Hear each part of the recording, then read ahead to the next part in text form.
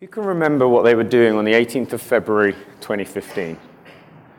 If we have a look at some of the newspapers on that day, the conflict in Ukraine was carrying on. Heavy snow in Istanbul caused the airport to shut down. The relatives of the missing flight in Malaysia were protesting. In Finland, people were celebrating Chinese New Year. And in Russia, a car fell down a hole. Now, these are all major news agencies, and these were all front-page news on that day. Now, if you moved away from those major news agencies and made your way to Mark Nottingham's blog, you'd have known that he had submitted on that day the final changes for the H2 spec. Now, what I find really ironic is those news agencies that rely on the HTTP protocol, you couldn't see news of this on any of them. You really had to start digging deep into the technical sections in places like The Guardian and the BBC to find the news about H2 on that day. So as Steve said, my name's Michael Gooding. I'm a web performance specialist at Akamai. You may have noticed that I was supposed to be doing this talk with Javier. He's not really sure. I promise you he's not here. He's had some family issues, so he couldn't make it. But we've got some pre-recorded videos, and so he will be here in spirit. What I want to talk to you about today is H2 performance, give you a little bit of insight into what we've seen at Akamai. Then we're going to go a little bit deeper into some of the rendering challenges with H2, a little bit of insight into what to do with files and whether you should keep your small files and serve them separately. And then we're going to look at image sprites, which is kind of along the same lines, but for images. So let's talk about performance. So first up, what we're doing at Akamai, we've got about 300 customers who are actively using H2 now in production, and that spreads across 1,100 domains. When we're talking to customers about turning H2 on, we're trying to encourage them to use RUM, because that's what gives you real user data. But there are some issues with using RUM data when you're looking at the H1 and H2 data, values. And the first thing is, what is your H1 and H2? So if you go all in and put all your traffic on H2, then the H1 traffic is like the leftover browsers that don't support H2. And in reality, they could be like the really crappy browsers that have got bad performance anyway. So you're not really going to be comparing like for like. The other thing that some customers do is they measure their non-secure traffic on H1 and then their secure traffic on H2. And again, you're not really comparing apples with apples, so it's not a fair comparison. So if you are going to take the plunge and move to H2, then I really do encourage you to try and do a proper A/B test. So we're giving customers the ability to just apply H2 to a percentage of their connections and then use RUM data to split that out. The other problem with RUM data is third parties. So lots of talks this week. I know Yoav did one yesterday. If your page is made up of 20% your own content that you're moving into an H2 domain and then 80% third-party stuff, the benefit of H2 is going to be watered down quite horribly in that situation, and you're just not going to see much of a shift in your RUM data. So think about how much content you've got on your page and how much of that is your content and how much of it is third-party content. We've also found that network conditions really do vary and really affect the performance of H2. So again, think about when you're looking at your results, try and see if you can break them down for like cellular connections and non-cellular connections as well. Finally, we've also found that browsers behave differently as well. So if you are using RUM data, when you compare the data, I've kind of mentioned earlier about the browsers that don't support H2, but also drill down and look at Chrome H1 and H2, look at Firefox H1 and H2, because you will see differences. So as I mentioned, Javier's not here, but when I mentioned previously that we see a difference in performance on the network, we've recorded a video here to just demonstrate what we see. Let's open your favorite browser and navigate to http2.akamai.com. This page will tell you if you are using HTTP2 and also if your browser accepted the server push promise the web server sent. Let's click the demo button. The demo page that loads is made of 2 iframes, each one loading a picture made of many small tiles from a different web server. On the left side, you will see HTTP 1.1, and on the right side, HTTP 2. Note that there are 2 counters on each side. The first one measures the latency between the server and the client as measured by the server. The second counter shows the time in seconds it took to load all the tile. As you can see, the latency is very small, and the reason is those web servers are edge nodes of a large content delivery network, also known as CDN.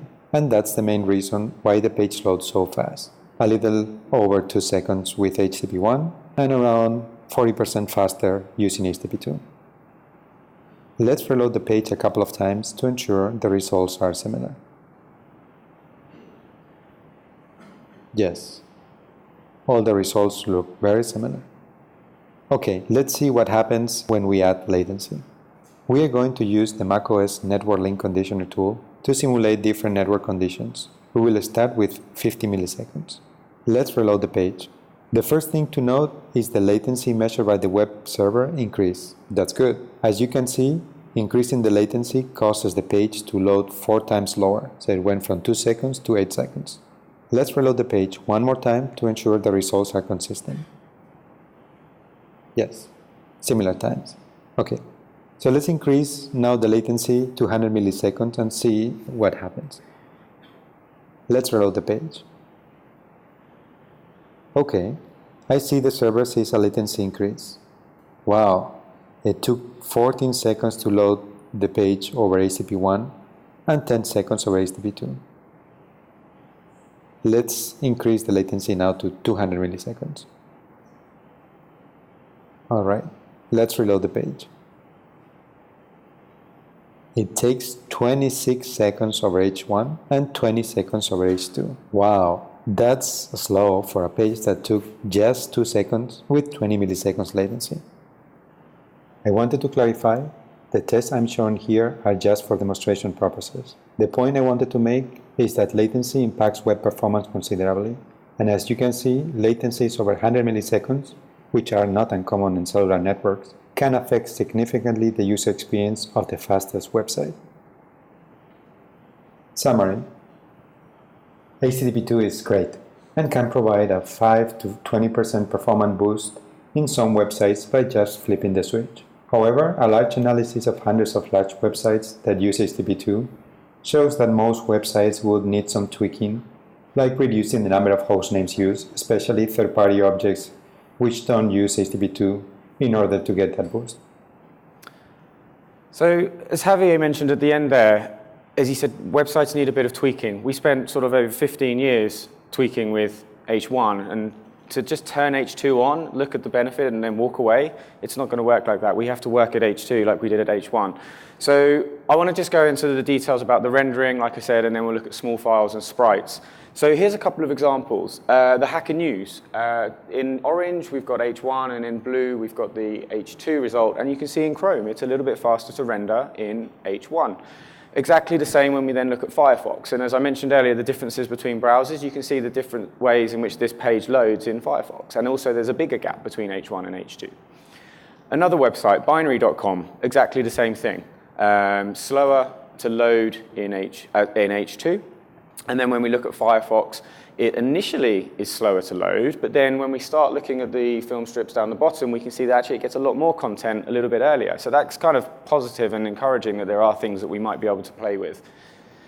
So what is the problem with all of this? And first of all, I'd just like to say thank you to the USA for giving us Black Friday. Every year I sit at home and there's articles like this on the news where basically our superstores open their doors and people physically fight over TVs, which is hilarious to me. The reason I use this analogy is because it's about resource contention. And essentially, if you think about your website and having lots of images, and you're trying to download those images, in H2, all of a sudden, we're sending all of those images down the wire at the same time. Now, there is prioritization happening within the browser, but at the moment it's just limited to a file type.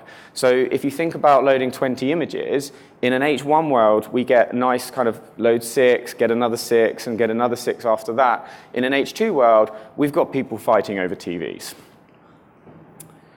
So the other thing that we can think about is sharding. So one of the questions I get asked all the time is, I used to shard in H1, do I still need to shard in H2? And the answer to that is no. But I will give you some leeway to support backward compatibility in H1. So don't worry too much about the performance of these. I just wanted to go through these examples with the mechanism. So this is an H1 domain, just three simple objects on one domain. And you can see we start the first connection on the HTML, and then we open up a second connection when we start downloading more objects. In H2, you see there is no second connection. We are clever enough to reuse that same connection, okay? If we think about two domains, so this is, I saw earlier with Ben's Facebook talk, exactly what they were doing, which is first domain is the HTML, and then afterwards they have their static content on a separate domain. And in an H1 world, you can see we're making that whole new connection, and then subsequently we're opening up new connections for the other objects that are being loaded afterwards. In H2, you've got a choice. If you can have that second domain for your static content resolved to the same certificate and same IP address, then the browser is clever enough to reuse that connection. And you can see the benefit you get straight away is that we are no longer having to negotiate SSL and actually make the connection this time. All we're doing is resolving the DNS. The other way in which you could approach this is to have it on a separate certificate or a different IP address, and then you are kind of back in the H1 world where you're having to make the whole connection from scratch again, okay? So certainly in terms of optimizing for H2, it's a bit of a no-brainer, is try and keep everything on the same domain, but if you really have to support sharding, then at least have it resolving to the same certificate and IP. If we take this even further and look at three domains, you get the same thing. So in H1, we're now opening a third connection. In H2, all on the same certificate, you can see there's now two DNS resolutions, but we're not making those full connections. And then finally, if we go to 3 certificates for this, then we've got 3 full connections. So we're right back where we started now at the H1 world of making all these connections. So my advice to everyone is try and put everything on the same domain. At the very least, put all of your critical content that you need for painting the page first on the same domain, so you're not having to deal with any more connections in your critical path. If you need to support H1, I would actually recommend that you go back and test it. So I don't know when you set up your sharding, but if it was before pre-parsers, then you may find that things get reordered anyway and you lose a little bit of control. So go back and test with and without sharding and double check you definitely need it in H1. The final thing I'd say on that as well is if you do want to continue sharding, then make sure you have the H2 connections resolving to the same certificate. So let's look at a real-world example here. So this is Misguided. They're a UK retailer, and this is a classic example that we talked about. All their static objects are on the same, on a new domain. So they get the HTML, make a connection, and then we have a brand new connection for their static content. It's a no-brainer. We get rid of that. We move everything on the same connection. We remove time over the network. And we can see that the waterfall looks better, and also the film strip looks a tad better as well. So that's a win, right? That is a definite advantage for these guys to move everything onto that single domain. Another area outside of sharding is progressive JPEGs. And again, speaking last at these conferences is brilliant because I can just point you at all the great talks that already happened. So Tobias did a workshop on Tuesday about using progressive JPEGs and went into a lot of detail around how to really optimize them. I'm going to keep this very high level with like one slide and say they can help with H2. The reason they can help with H2 is if we think back to our example of just sending lots of images, we're all of a sudden fighting for that resource of the network again. And so an image won't load until we've got all of the file, or a traditional JPEG won't start loading until we've got all of that file. And we get one of two things. We start to see the effect of the images coming down line by line. And in H2, the whole total time of all of those images is spread out because we're sharing the network across them. So this is an example here with just 4 images. It's a test page, and they're just loading normally. If we convert these into progressive JPEGs in and then load them with H2, we can see that they load a lot faster. And then when they're finished loading, the normal JPEGs are only about 60% loaded. So let's look at the Tesla website. So their page is pretty simple. It's got a menu at the top, and then it's just made up of one big background image. And you can see in this frame, when it loads, the first frame is empty because we're waiting for the image to start loading, and then we get the horrible frame of half an image, and then we get the final image delivered afterwards. If we convert this to a progressive JPEG, then we get a much better user experience as we go along. So The next thing that I started to look at as well was prioritization. So as I mentioned right now, browsers do this slightly different. So again, there's differences between browsers, but essentially at the moment, a browser would just prioritize based on resource type. Now, if we think about the image issue and think about an e-commerce website, your main product image you want down quite quickly, but what about the 4 or 5 that then sit behind that? You don't really necessarily want that to load straight away and use the bandwidth that's required for other things. So I had a play and thought, well, if I just load these, and actually it's funny because I spoke to Steve about this before the talk, and it was the first thing he said is, oh yeah, just load it with JavaScript, and it should hide it from the pre-parser. And that kind of works to a degree in that it moves the objects down to the bottom. So here I've got like t-shirt 2, 3, 4, and 5, and they're loaded at the bottom, but if we look across at the bottom of the waterfall and see the resources, they're still kind of loaded at the same time. So they're still vying for that same bit of bandwidth. So what I then did is then take it a bit further and added an onload event. So find out what's your critical content. So in this example, I'm just going to hang this off the back of the final thumbnail I want underneath my product image. And I'm going to then download these bigger hero images afterwards. And when we look at this, again, the objects are at the bottom of the page, but they're also now loaded as a parent-child dependency. So H2 does support this, the spec does. Unfortunately, right now, the browsers don't give you any kind of access to do it. So Yoav, when you kind of pull your finger out and start doing that, we can hopefully all... Thanks. All right, another area that I've heard people talk about is congestion windows. And I'll cut a long story short. We looked at it with big pages, small pages, fast connections, slow connections, and didn't really see much difference. So I think if you're optimizing better than having a congestion window of 1 or 2, then there doesn't seem to be a massive difference, and it seems to be a very variable thing on specific circumstances. So you could end up spending a lot of time going down a very big rabbit hole trying to do this. The other thing to mention is if you use a CDN, there could be a big possibility you can't even change this congestion window yourself anyway. So my advice would be not to worry too much about your initial congestion window and focus on things that are more within your control. So let's look at a rendering example. If anyone's seeing a theme that I like cars, it's pretty obvious by now, I hope. So I was going to buy a Bentley the other day, so I was looking at their website. I really wasn't. So we looked at their website, and they've got a big hero image of the Bentley Continental, and it just hogs all the bandwidth of everything else on the page. And when you load the page, you get this horrible user experience where you kind of see a little bit of the image loading, then it re-renders, and then you get the menu, and then it's just disgusting. And this was just as things were in the waterfall you saw before. So then we applied the JavaScript prioritization to that image, and we said, actually, let's not load that image until all of the CSS is loaded. And we made the user experience better. It was better, right? So you now get the menu coming in, and then you get the image loading slowly down like a blind, and you get the cookies warning at the top. Now, again, if we then take this image and make it progressive, we improve things even more. So another good way of kind of improving that rendering and the user experience in H2. Now, if we zoom in a little bit on the previous slide and look at the 1 to 2 second period, you can see there's still an element of like building the page up progressively at the top. And then we made a change, and we managed to improve things even further. And we really did move the performance needle. Anyone got any idea what we were doing in the green example at the bottom? Anyone? Preload. Yeah, server push. So server push. So with server push, we can go back to Javier. He's just going to give us a little demo of server push. And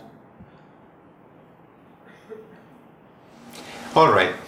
Now that we are familiar with HTTP2, let's take a look at HTTP2 server push.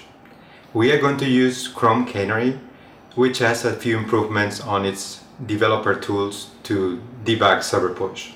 Right? Let's get started. Let's start Chrome Canary and visit a very simple page that I set up, which uses server push. Note that I have already opened the developer tools in the network view. Let's press enter to load the page. You may notice the 3rd and the 6th object in the timeline look a little bit different than normal, and that's because they were pushed to the client before the client requested them from the server. Usually, you see a green line representing the time it takes to get the first byte, and a blue line representing the time it takes to download all the bytes. However, if you mouse over objects that use server push, you will see a lighter blue line named Receive Push, which shows when the server started sending the bytes and how long it took to receive all the bytes of the push promise. Then you will see a darker blue line named Reading Push, which indicates when the browser got to use the Receive Push promise for rendering the page. I want to pause the screen for a second to show you something really cool that shows the true power of server push. If you pay attention to the timeline, you will see all the objects are rather small, except the banner image, which is 37 kilobytes. However, the browser receives the whole banner before it receives the HTML, which is 3 times smaller. I want to disclose that you may not be able to do this with most server push implementations out there today, as most of them are based on hints, which means within the HTML there is a hint that tells the web server to push a given object to the client. However, that means the server has to read and process the HTML first. So how I was able to achieve this? Akamai has several implementations of server push. One of them is called manual push and allows Akamai customers to directly instruct the Edge node to push a list of resources when an end user requests a given web page. In this case, the HTML was not cached on the CDN, while the image was cached. Therefore, the Edge node was able to push the image much faster to the end user and maximize the network idle time. Summary. Server push is a technology where the web server sends the client a promise for an object that is going to be needed soon. It is up to the client to accept or reject the promise. You can get the most out of server push by sending bytes when the bandwidth is least utilized. Check your http2 server documentation or CDN to ensure you get the most out of it. Thanks. Cool. So if we go back to our example here on the Bentley website, so this is what the end effect was. And so Javier showed us Chrome Canary and how you can use that to see what's being pushed and looking at the timings. If you look at this in web page test as well, you kind of like, there's nothing that stands out and says this was pushed, but you can kind of use your common sense and say like, this stuff was coming down before the HTML was here, right? So something funny was going on. So these are the resources that we were pushing. So server push is a really important tool for improving rendering in H2. And I think actually it's going to move the needle so much, it will just kind of blast most of the other things away. So that's great. So now let's go back to the Tesla and I'll give you an example of what not to do when you push your images. So I thought, this page is just made up of this main big image. And let's get that down to the browser as quickly as possible, right? Not so much so. So this is what happened when I pushed the image down and made things worse. And the issue here is that the image was just too big. So you only have like a limit of time before the browser is kind of ready to start processing the HTML. And by downloading this image that was too big or pushing this image that was too big, essentially I ended up slowing down the HTML and then slowing down all the other resources after it. So be careful. Don't just go pushing all those things. The other thing to think about when you're using server push is it's going to be amazing for your first users, but what about when they've already got these critical resources in their cache and they're going through your site? Is there some things that you can then start doing where you're pushing different content for the users that have been to your site before? So let's wrap up the rendering summary. Keep your critical content on the same domain. If you need to shard to balance your H1 users, then make sure you're resolving to the same certificate and IP. Progressive JPEGs can help with rendering. Use JavaScript if you need to delay resources. Don't worry too much about congestion windows and use server push where you can. Okay, let's move on to the small files. So when H2 was kind of being announced and the functionality was being being talked about, one of the first things I heard is people talking about anti-patterns of yesterday's best practices will be, the wrong thing to do. And what I want to do in this section is kind of have a look and see, is that true? Are they still anti-patterns? So I used a test page for this. It's a simple test page. It's got 1,000 little divs, and each div has its own CSS rule. And I split those CSS rules out into different files so that we could test the same amount of CSS being downloaded and being applied to the page. And as an example, we either had one file with all 1,000 rules in it, or we had 500 files with just 2 rules in the file. First thing to notice is H1 and H2, the visual experience is exactly the same. This is an arms race to get the CSS to the browser as quickly as possible, right? Because nothing will be painted until it has all of the CSS. So this is purely, how quickly can you get things down to the browser? So this is a graph that shows the total bytes downloaded, okay? Again, H1 orange, H2 blue. And you can clearly see as we move along from left to right, and we have more files, the number of bytes goes up. Why is that? So first up, we have compression. Okay, if you have one big file, you can apply better compression. And I've got a little caveat here that this file was extremely compressible. It was basically all the same CSS code, give or take the identifier, right? So I hold my hands up and say, like, we know that that's a bit of a flaw, not realistic. The other thing is, as you go out to more and more files, there's the headers and the requests that have to go backwards and forwards, and as a result, you download more header information. And the other thing to notice here is there is a clear gap, and that is because H2 compresses headers. So we can see that H2 is more efficient at dealing with more files, but it still downloads more content. When we go and look at performance, these are the results from Chrome. And again, H1 is in orange and H2 is in blue, and this was pretty disappointing. So for a H2 advocate, I was like really disappointed when I saw these results and that H2 wasn't faster. It especially kind of got slower after 20 files as well. If we look at the Firefox results, we start to see that these are the results you'd like to see. And one thing that stands out is that the smaller number of files you have, so i.e. combining your files, results in faster download times. So again, the advice here is to keep things small. And again, what we see here is a difference between H2 and H1, and with H2 being better. And that difference gets bigger as you get more files. So what we're saying is it's not necessarily an anti-pattern, but what we're saying is that H2 is more efficient at dealing with more files, but not necessarily faster. Now, a lot of you probably sitting there saying, I don't have 1,000 CSS files, so what's this guy smoking? So I had a look at HTTP archive, and on there, the average page has about 7.5 files. So we zoomed in at that, and you can see here, again, same results in Chrome and Firefox, similar to what we saw before. I think you can see there is a kind of performance degradation at around 3 or 4 files. So again, if you need to keep combining some, then don't go above like 3 or 4. So if we go back to our misguided example, they've got 9 CSS files, and if you combine them all, we can see in the network, you don't really see much difference. It's pretty similar in the network. But what about when we actually convert that into a film strip? And it was interesting, again, hearing Ben speak earlier, and he was saying that about the CPU involved in having to process more files. So there is an overhead in the browser of having to take more files, load them, execute them, and then get the next one. So it's not just the network performance that we're interested in when we're combining files, it's also the browser's ability to process that information. So again, with this website, it made a big difference combining these files. So that's CSS. What about JavaScript? So same test page, but what we did now is restyled the black box to be a red box. And again, we used one line of JavaScript for each box. And exactly the same as before, we either had one file with 1,000 JavaScript rules in, or we had 500 files with 2 rules in each.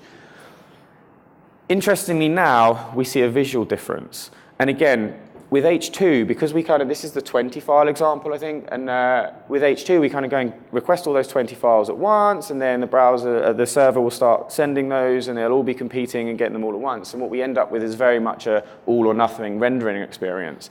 With H1, you get the 6 objects coming down at once, and then loaded sequentially after that. And so you see there is a kind of much more progressive rendering experience.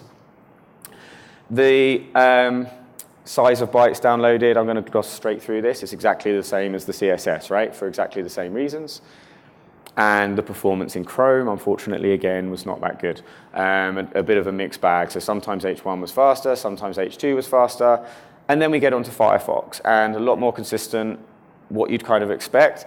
And again, as before, H2 is more efficient at dealing with larger numbers of files, but it is not faster. It is still faster to load the smaller number of files. Again, if we go to HTTP archive, average web page, about 20 JavaScript files on a page. So if we load in the Firefox stats as well, you can see at this level, when you're down around the 6 file mark, it's actually really close. There doesn't seem to be too much difference between the protocols.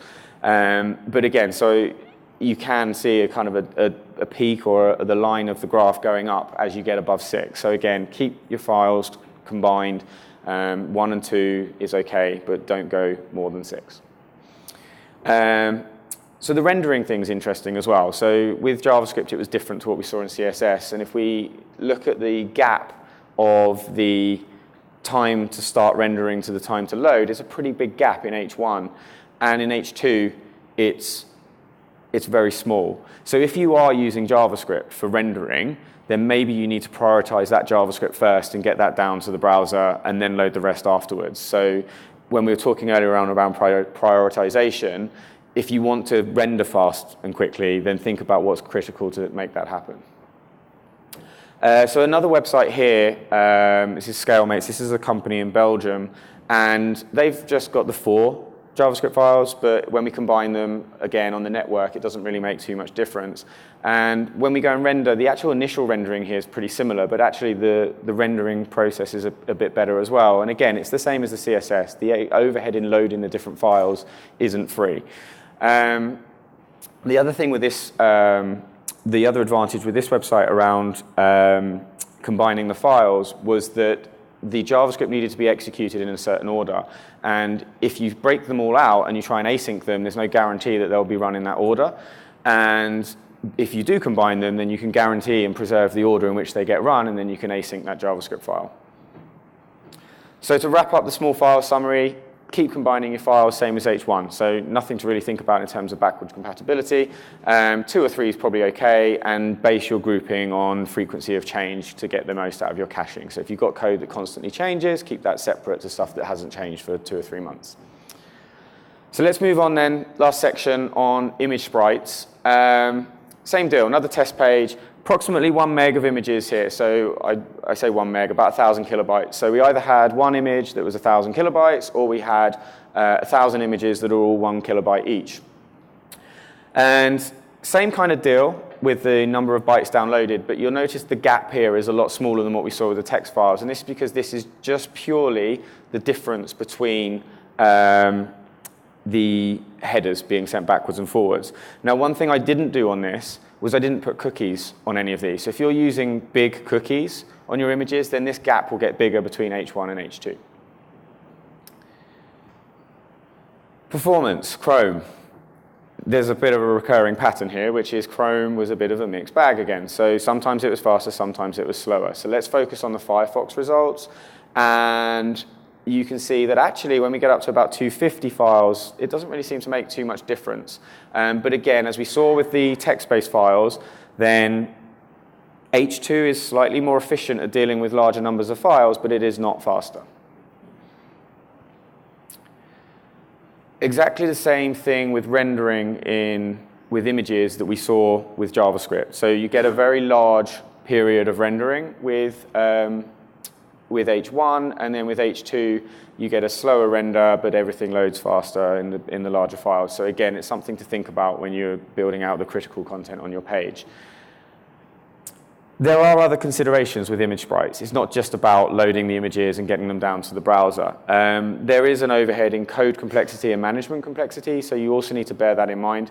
You need to think about caching. If you've got an image sprite of 50 images and you keep changing one of them and then you're breaking the cache for all the others, then again, maybe have that one image out as a separate image and sprite your other 49.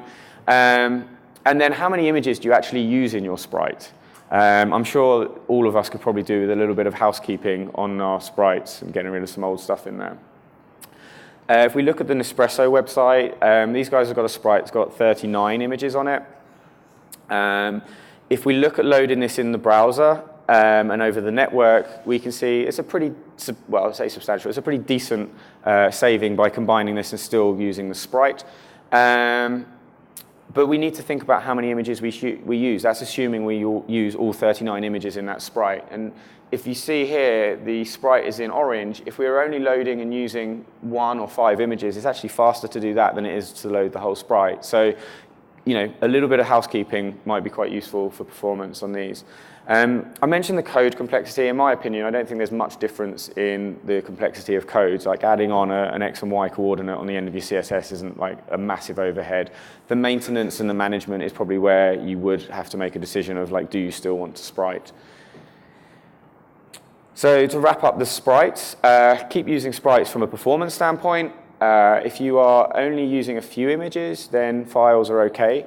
Think about the management, think about the frequency of change, but also specifically on mobile. So there is a bigger overhead in downloading and decoding a large image on mobile. So if you aren't using all of your images, think about your mobile users and possibly serve them the individual images that you are using.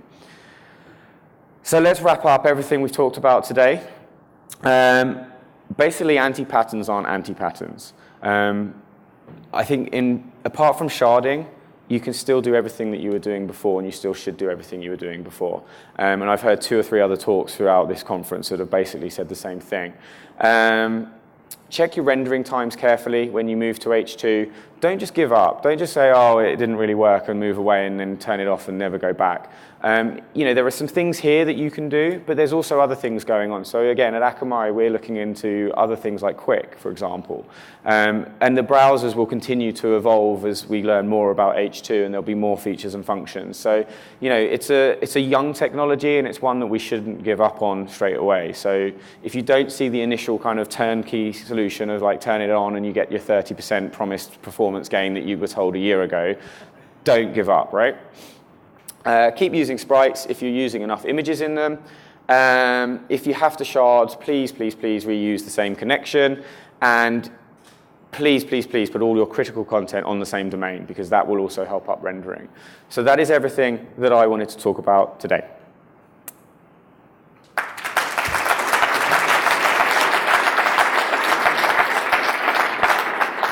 Is it beer o'clock or questions? Questions. One question and then beers, right? Okay, lots of questions. So you gave a lot of performance metrics in Firefox and in Chrome. I understand there is another browser out there in major use on the web. Why no performance metrics for Internet Explorer? Because predominantly in terms of this, I wanted to use web page test, and as far as I'm aware, you can't turn, well, I was using web page test because you can script and turn H2 off in Chrome and Firefox on web page test. So it made life easy to give you the H1 and the H2, otherwise we'd have been using poor data like I mentioned at the beginning.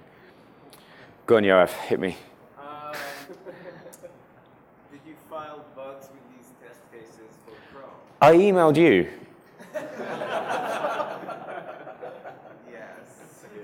Was that not the same thing? So so it's an interesting question. So actually, I spoke to Yoav a few times when we were putting some of this data together, and we actually ran into a problem with one of those tests at one point, that Chrome wasn't handling all the connections required for all the JavaScript. It was exceeding the maximum number of streams, and I think you were like, you took a week to get back to me, and by the time you got back to me, it had been fixed. So no, I haven't submitted the bugs, and we can have a chat afterwards. So at the back.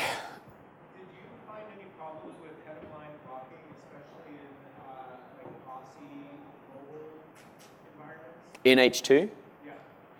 Yeah. So the question there was, did we find any problems with header line blocking in H2 in lossy environments?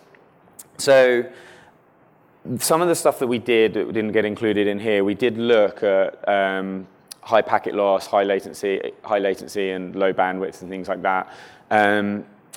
It's variable, and I think that's one of the things I said at the beginning is like sometimes it's better, sometimes it's worse, sometimes it has a great effect that you're on H2 and things like that. And I'll be honest, is like play and learn. It's like there was so much data that we had, and you're really trying to find a correlation, and like, in the end we were like, I don't think we can actually stand up here and honestly say there's a definite correlation. So there's a guy in the red. So sorry, can I use the same domain? And still use CDN? Yeah, so just correcting what you heard from Facebook, it is possible to use a CDN for whole site delivery. There are apparently 1 or 2 decent CDNs at this conference, so you can go speak to those guys. You mentioned that you shouldn't push big images. Any guidelines on how big is big? So Colin's done a little bit of investigation into this, where essentially, and I'd love to be able to automate this, but your window of opportunity is the time you think it's going to take for your HTML to return and get back to the browser multiplied by the amount of bandwidth that's available, and that's how much stuff you want to push.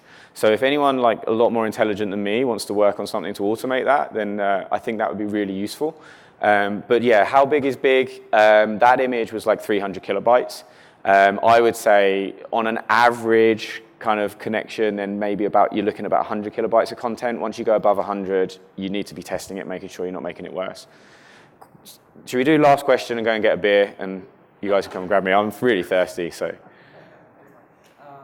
it never really took off, but did you try any tests with H1 pipeline? No. There you go, beer. Right, done.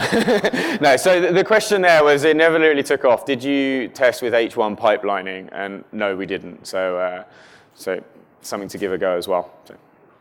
Okay, thanks everyone. Thank you very much.